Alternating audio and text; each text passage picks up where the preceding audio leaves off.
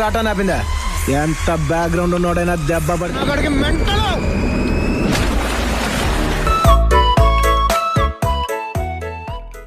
Assalamualaikum warahmatullahi wabarakatuh. Selamat datang dan berjumpa kembali dengan Kisman Channel. Semoga sahabat semua dalam keadaan sehat dimanapun berada.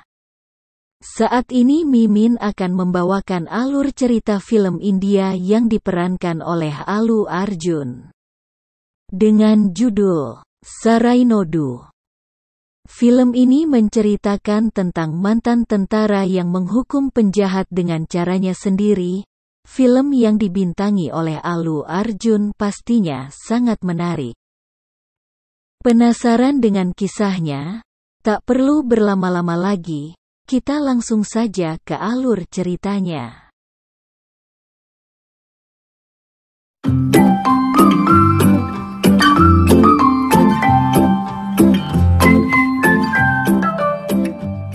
Cerita berawal dari seorang pemuda yang bernama Vikram Dhanush datang ke sebuah desa terpencil menemui kakek tua untuk menyerahkan tanahnya. Namun sang kakek tidak memberikannya. Alhasil Dhanush membunuh kakek tersebut. Scene berpindah. Terlihat sekeluarga pergi menghadap ke pengacara. Mereka ingin mengajukan sebuah kasus. Keluarga itu menceritakan tentang tanah mereka yang dikuasai secara paksa. Menantu mereka yang berusaha memperjuangkannya disandera. Polisi dan pemerintah setempat takut akan orang itu. Gangster yang menangkap menantu mereka adalah Masot Pahalwan. Mendengar nama Masot Pahalwan, pengacara tersebut takut.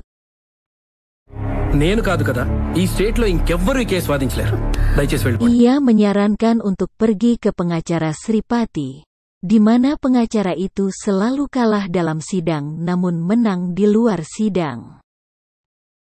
Yang membuat ia menang adalah keponakannya. Tak ada siapapun yang ia takuti di luar sidang. Ia menghukum penjahat dengan caranya sendiri.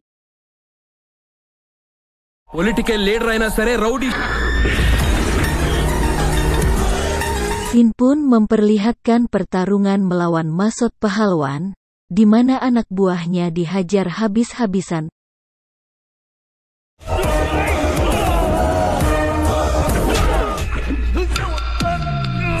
Tiba-tiba terdengar suara azan.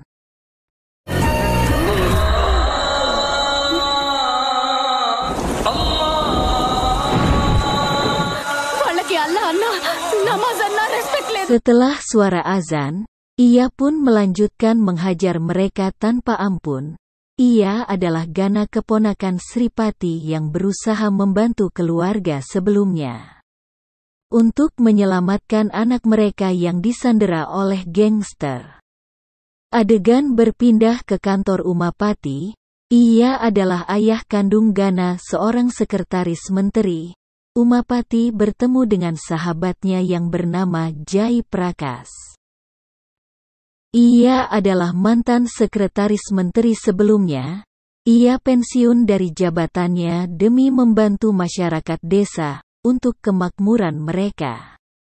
Jai Prakash mengeluhkan tentang pembunuhan di desa Haridan yang dilakukan Vikram Dhanush. Mendengar nama Vikram Dhanush, Umapati terkejut. Jai Prakash menjelaskan masyarakat Haridan bersedia memberikan tanah mereka yang penting dibuatkan drainase dan rumah sakit. Perusahaan tambang minyak akan menanam pipa pembuangan limbah melewati desa Haridan dan akan mengambil tanah secara paksa. Yang disesali Jai Prakash adalah putra Menteri Vikram Dhanush mendukung perusahaan tersebut. Umapati tidak dapat membantu dikarenakan bukan Dhanush yang dikhawatirkan melainkan menteri itu sendiri.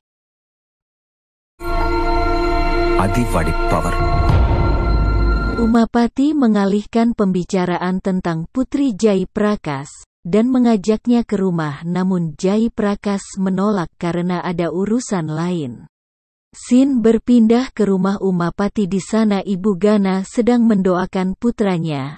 Tamiseli mengatakan kepada nenek, Ibu Gana mendoakan putranya bak seorang pahlawan yang menang perang.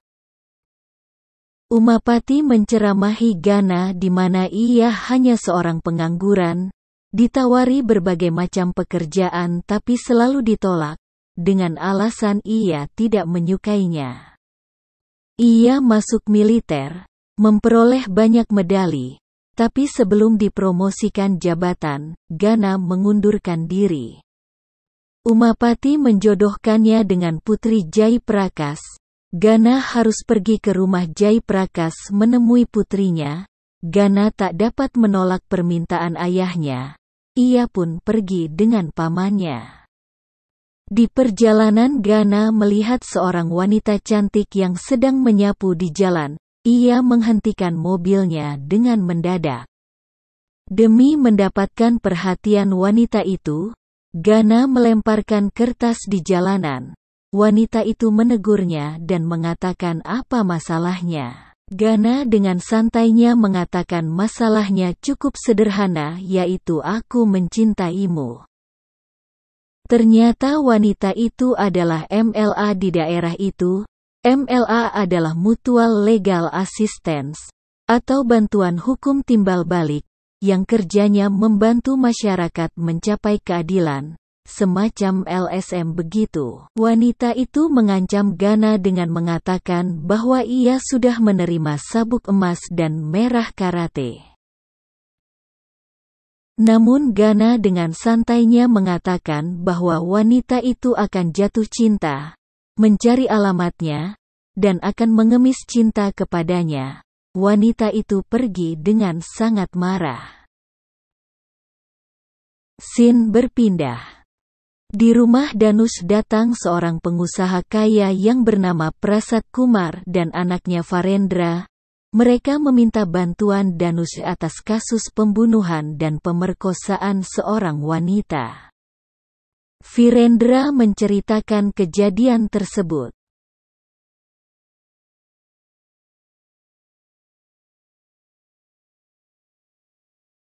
Prasad Kumar tidak tahu kenapa sampai media tahu masalah itu dan siapa yang membocorkannya, ia pun tidak tahu. Danus meminta jaminan tanah 300 hektar milik Prasad, dan masalahnya akan selesai. Prasad menyetujui syarat itu, dengan jaminan anaknya terbebas dari masalah hukum. Di tempat lain ibu dan ayah yang anaknya diperkosa mengeluhkan kepada Hansita Reddy. Mereka meminta bantuan hukum atas apa yang terjadi pada putrinya. Hansita Reddy berjanji, mereka akan mendapatkan kepastian hukum dan keadilan bagi mereka. Hansita Reddy menyuruh asistennya untuk mempersiapkan pengacara dan mengumpulkan semua bukti-bukti. Scene berpindah di kediaman Gana. Umapati bertanya kepada Gana bagaimana hasil pertemuan dengan putri Jai Prakas. Gana berbohong, ia mengatakan semua berjalan dengan baik. Bahkan mereka menyambutnya dengan meriah, dan wanita itu sangat cantik.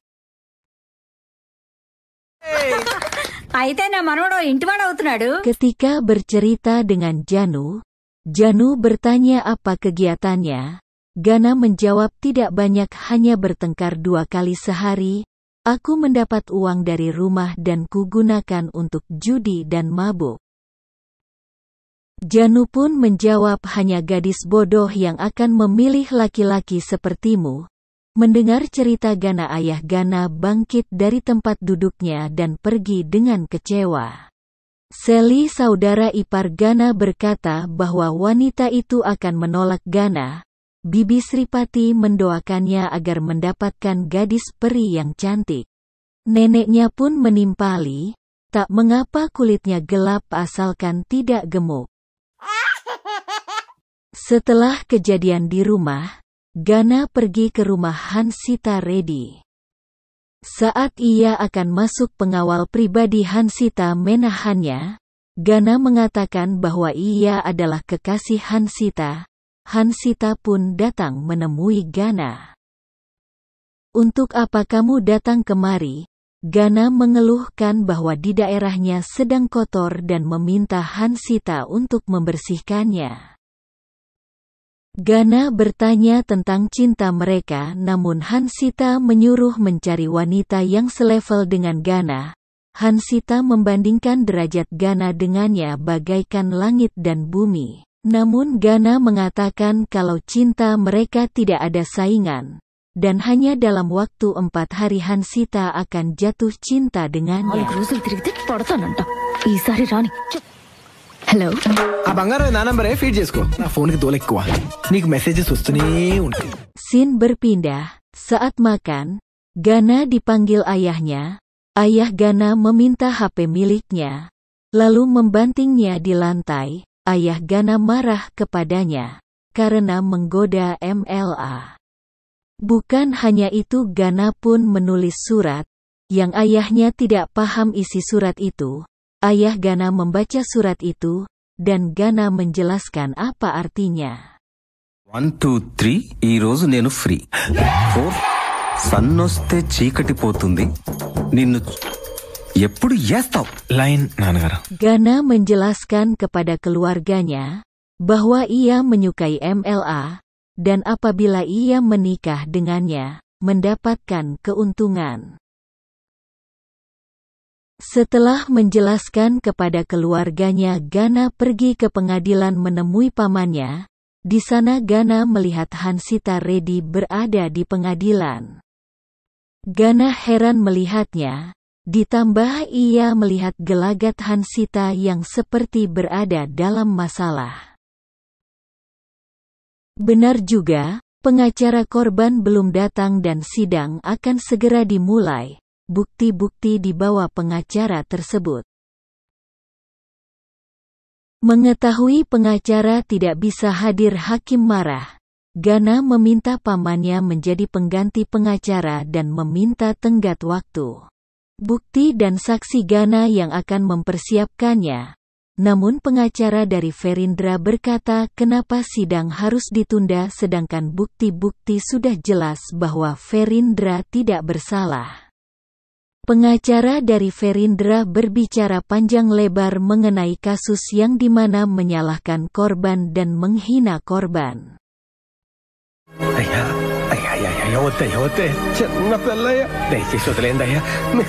Mendengar hinaan-hinaan pengacara, orang tua korban memohon untuk menghentikan sidang, karena mereka tidak sanggup mendengar hinaan demi hinaan yang dilontarkan pengacara dari Ferindra. Mana sakshi kaadu, Your Honor. This is the truth.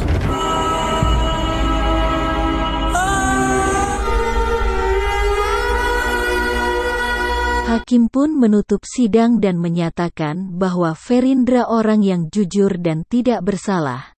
Mendengar putusan hakim, orang tua korban bunuh diri melompat dari lantai 2 kantor persidangan. Tepat di hadapan Gana. Gana mencoba menolong ayah korban yang masih hidup, namun saat akan membuka mobil nyawanya tidak terselamatkan lagi. Gana sangat marah dengan kejadian itu.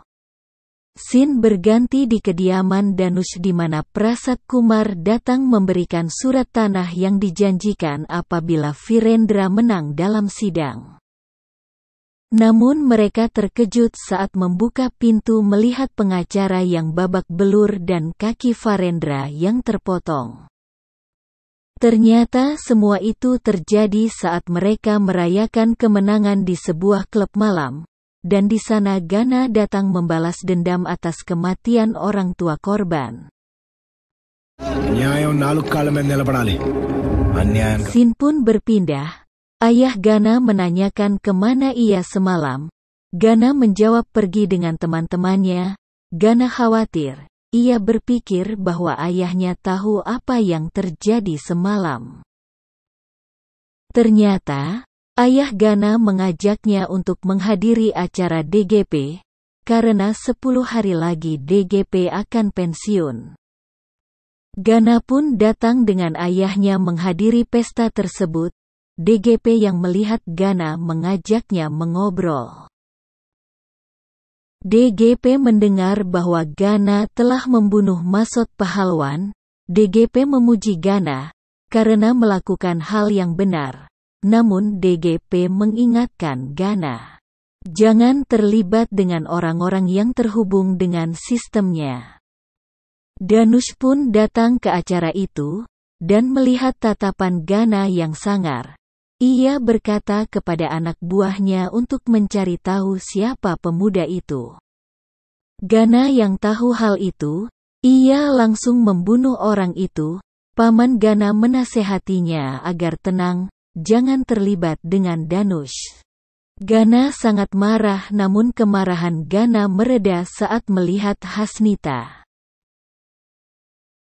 పడేసిన అమ్మాయి కేవంటే పడాల్సిన అమ్మాయి దానికి చాలా వాడు కాలు తీసాను కదా హ? వాడు కాలు తీసాను వాడి కాల్ తీసింది నువ్వా? వాళ్ళ చావును ఆపగలిగిందా? అంతమంది జనాలు ఉన్నారు, ఆపగలిగరా? అన్ని ఉమెన్ ఆర్గనైజేషన్ చూడమ్మాయి, నాకు రైట్ అనిపించింది చచ్చానా చేస్తాను, రాంగ్ అనిపించింది చంప. వాళ్ళకి తెలిస్తే వాళ్ళే ఉండరు. నల్లిని నీకు విషయం చెప్తా, కన్ను సతరా కన్ను సయ్యో. Scene berpindah di rumah Gana. Saat itu Hasnita datang di rumahnya. Ternyata orang tuanya yang mengundang Hasnita untuk datang. Nenek mencecar dengan berbagai pertanyaan seperti apakah ia bisa memasak, apakah rambut yang digunakannya itu asli. Pertanyaan demi pertanyaan sang nenek dijawab Hasnita dengan అయ్యో santai. లేదండి, ఆ జుట్టు ఒరిజినలేగా వచ్చా తింటానండి. మా తల్లే తింటా పెడతావా ఇంటి దగ్గర 2 పీలికలేసి తిరుగుతావా I'm always Nenek mengatakan Anda seorang MLA kalau bicaramu halus bagaimana Anda bekerja. Saat akan menjawab, telepon Hasnita berdering, ia mengangkat telepon dan meminta izin keluar. Nenek yang mendengar percakapan Hasnita, terkejut saat Hasnita memarahi si penelpon, akan mematahkan tulangnya dan memastikan akan mendapatkan penyiksaan tingkat 3. Setelah selesai menelpon, Hasnita kembali masuk dan bertanya apa masih ada pertanyaan lagi. Karena takut, nenek menjawab, apalagi yang harus dipertanyakan, kamu terpilih menjadi menantu di keluarga ini. Hasnita berkata kepada ayah dan ibu Gana, ia kagum terhadap Gana dan menyukainya. Namun Gana harus datang ke kuil, berjanji untuk tidak terlibat dalam pertempuran. Melihat Hasnita membuat Gana membayangkan menjadi seorang suami yang mengikuti istrinya. Gana menolak karena Hasnita hanya ingin asisten bukan seorang suami.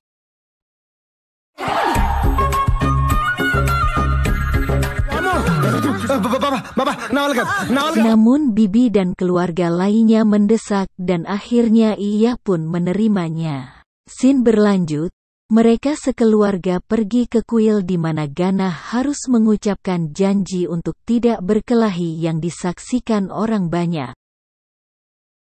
కాబోయే భార్య చెప్పినట్టు వింటూ ఏ గొడవలకి వెళ్ళను. Saat akan mengucapkan sumpahnya, tiba-tiba terdengar ledakan dan teriakan yang memanggil namanya. Saat Gana melihat asal suara itu, tiba-tiba wanita itu terkena pukulan dan tersungkur. Wanita itu adalah Janu Putri Jai Prakas. Ternyata yang mengejar Janu adalah anak buah Danush. Saat anak buah Danush akan membunuh Janu, Gana hendak menolongnya, namun Hasnita menahannya. Gana marah dan meminta untuk melepaskan tangannya. Saat Hasnita melepaskan tangannya, ia mengambil tombak dan melemparkannya ke orang tersebut. Gana menghampiri Janu yang ketakutan. Gana menyuruh Janu untuk menatap matanya sambil menghajar musuhnya, satu persatu.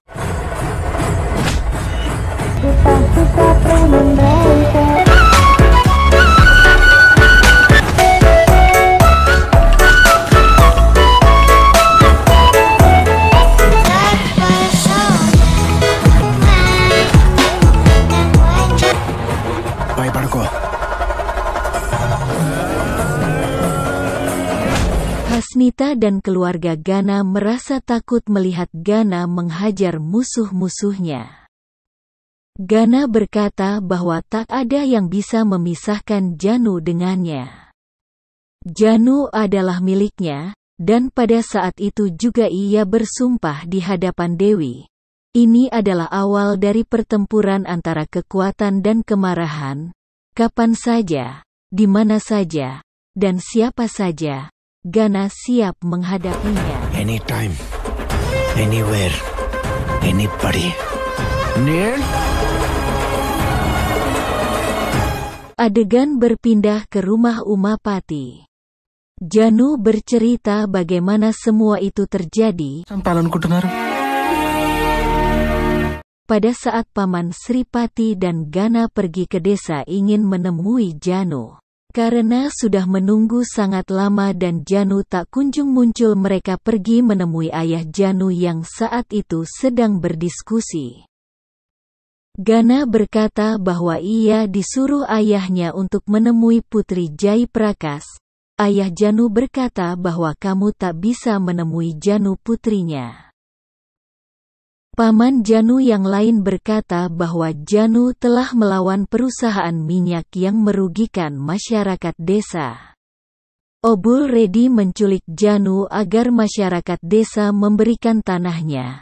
Jai Prakas berkata apabila ia mengambil keputusan, maka konsekuensinya sangat berat. Karena musuhnya kebal hukum dan membunuh adalah hal yang wajar bagi mereka, Jai Prakas menyuruh mereka pergi agar mereka berdua selamat. Namun Gana tidak pergi pulang ke rumahnya melainkan pergi ke tempat Obul Redi. Dengan mudahnya ia menghajar anak buah Obul Redi.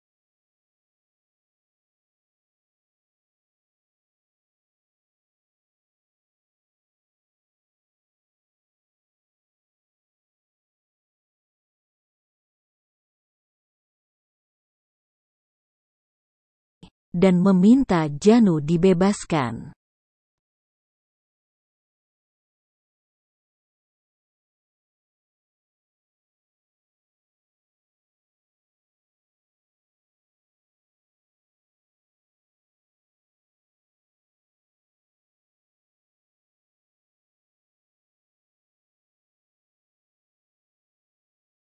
Penduduk desa mendengar Janu telah diselamatkan oleh Gana. Mereka menyambut Gana dan Janu.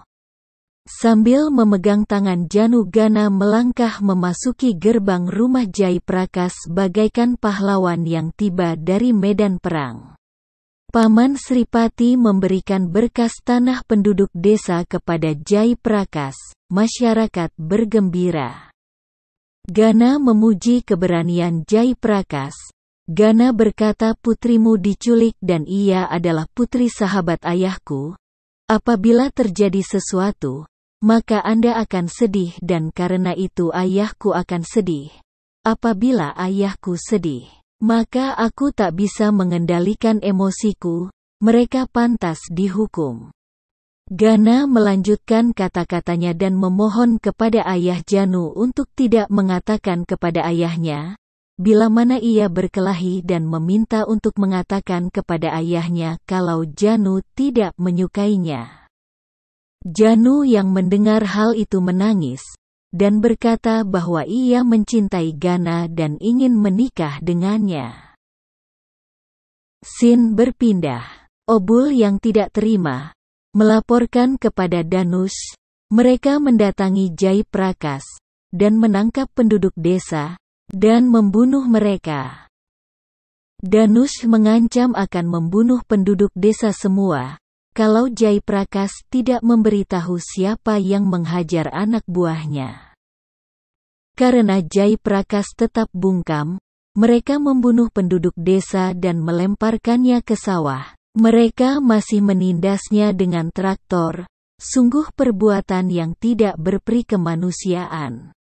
Melihat hal itu Janu mengatakan bahwa Danush itu manusia atau setan. Kalau kau ingin tahu, ia adalah pria sejati, tidak pernah memukul yang lemah. Kau masih butuh bantuan 50 orang, sedangkan ia bisa menghabisi mereka sendiri. Mendengar kata-kata Janu, Danush emosi dan membunuh Jai Prakash. Janu berlari dikejar anak buah Danush. Mendengar kisah yang diceritakan Janu, Gana menjadi sangat emosi dan berencana ingin melaporkannya, karena saat itu perbuatannya salah dan ia akan melakukannya dengan benar. Namun ayahnya mengatakan itu tak ada gunanya. Saat selebriti bersin itu menjadi berita utama, saat politisi membakar daerah media tak bisa berbuat apa-apa. Ayahnya menyuruh Gana untuk merubah sistem itu, apabila tidak bisa negara ini akan hancur. Mendengar hal itu Hasnita datang menghampiri mereka. Ia mengatakan, jika kamu tidak membantunya itu akan menjadi kekalahan umat manusia. Aku tidak layak untukmu. Penuhilah keinginan terakhir ayah Janu. Di tempat lain Danush memerintahkan anak buahnya untuk menangkap Janu. Gana dan keluarga pergi ke rumah sakit mengobati Janu. ఫ్లాష్‌బ్యాక్‌లో క్యాచ్ చేసిన ఇంటికి రాగానే నీకు ఇంకో సాంబార్ చేసి పెడతాను. ఈరియా ఇంటికి రాగానే నా చేతి సాంబార్ తిని హలో Janu నాది. Anak buah Danush datang di rumah sakit di mana tempat Janu dirawat. Mereka menculik Janu dan membawanya ke rumah Danush. Saat Danush mengancam untuk menghubungi Gana, tiba-tiba Gana sudah berada di tempat itu. Danush menembaknya namun pistol itu tidak berpeluru, dan ternyata Janu tidak diculik, karena di saat anak buah Danush ingin menculik Janu, Gana datang tepat waktu. Perkelahian pun terjadi, Gana mencegoki peluru di mulut anak buah Danush, dan rencana penculikan ini terjadi. Gana menceritakan ini semua adalah dendam lama. Berawal dari kasus Mahima, ia memotong kaki Virendra. Saat Janu diculik Obul, ia menghajar mereka semua. Danush mengatakan, namun kau tidak bisa mendekatiku karena aku adalah merek yang berbahaya. Mendengar kata-kata Danush, Gana memukul televisi merek Jepang, patung merek China, brand merek Amerika, hancur. Merek tidak penting saat sedang bertarung dengan seseorang, ucap Gana.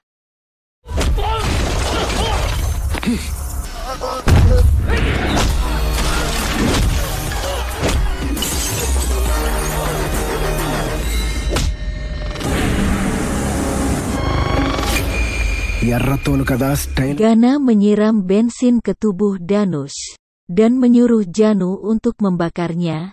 Janu mengingat perbuatan Danush pada penduduk desa, namun Janu tidak mau membunuhnya dengan mudah. ప్రపంచానికి తెలియాలి కదా అంతమందిని చంపించినందుకు.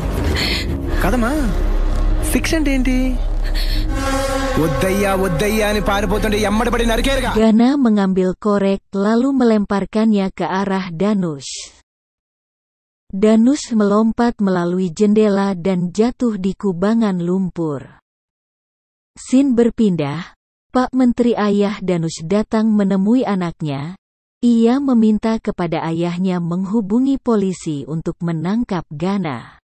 Namun ayahnya mengatakan kalau polisi dan media sudah mendukung Gana. Mendengar hal itu Danush langsung menelpon Obul. Sadar Obul akan tertangkap, ia menyandera para wanita penduduk desa. Tiba-tiba Gana datang. Di tangannya ia menarik anak buah Obul. Melihat Gana, anak buah Obul menyerah. Sedangkan Obul sendiri pergi ke polisi memohon agar ia ditangkap. Namun, satu pun dari polisi itu tak ada yang mau menangkapnya. Dalam ketakutan, Obul menceritakan di depan media dan masyarakat apa yang sebenarnya terjadi. Setelah mengetahui perbuatan Pak Menteri dan anaknya, masyarakat turun ke jalan, melakukan aksi demo besar-besaran. meminta penangkapan Danush dan menteri harus mengundurkan diri. Ketua partai pun menghubungi menteri dan meminta untuk mengundurkan diri dari posisi menteri. Di kantor polisi DGP mengatakan kepada Paman Sripati dan ayah Gana ini hari terakhir ia bekerja sebagai polisi, di hari terakhirnya ia akan menangkap Danush. Tiba-tiba Danush datang menembak DGP dan Paman Sripati. Pak Menteri menyuruh ayah Gana untuk menghubungi anaknya. Umapati menghubungi Gana dan meminta ia untuk datang. Saat Gana tiba, ia sedih melihat pamannya yang terkapar tak berdaya. Gana emosi, dengan penuh amarah ia mengambil potongan kaca. Saat akan membunuh anak buah Danush, ayahnya menghentikannya dan memohon untuk menyerah agar pamannya bisa dibawa ke rumah sakit. Karena Gana tak mau pamannya kenapa-napa ia pun menyerah. Danush mengambil kesempatan itu untuk menyerang Gana.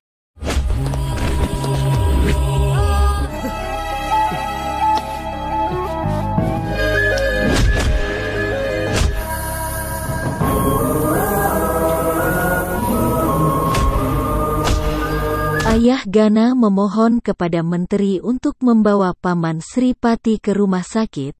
Apabila terjadi sesuatu kepada pamannya bahkan Tuhan tak akan bisa menyelamatkannya. Ia akan membunuhmu. Mendengar hal itu menteri menyuruh Danush untuk membunuh pamannya terlebih dahulu. Umapati yang mendengar mereka akan membunuh Paman Sripati. Ia berdiri dan berkata, Gana mereka akan membunuh pamanmu. Sontak Gana dengan penuh amarah dan kesedihan, menghabisi anak buah Danush tanpa ampun. Setelah menghabisi anak buah Danush, ia berlari ke arah menteri. Dengan pecahan kaca ia menggorok leher menteri.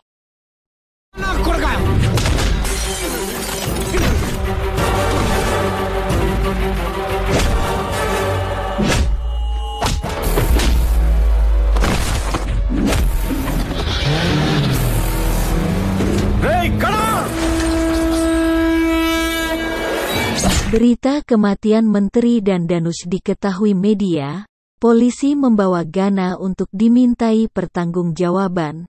Seorang polisi melaporkan kejadian tersebut kepada DGP. Gana dan DGP menceritakan yang terjadi. Menteri dibunuh oleh teroris. Umapati terkejut mendengar pengakuan anaknya.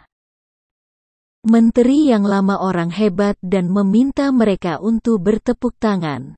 Begitu pula dengan ayah Gana.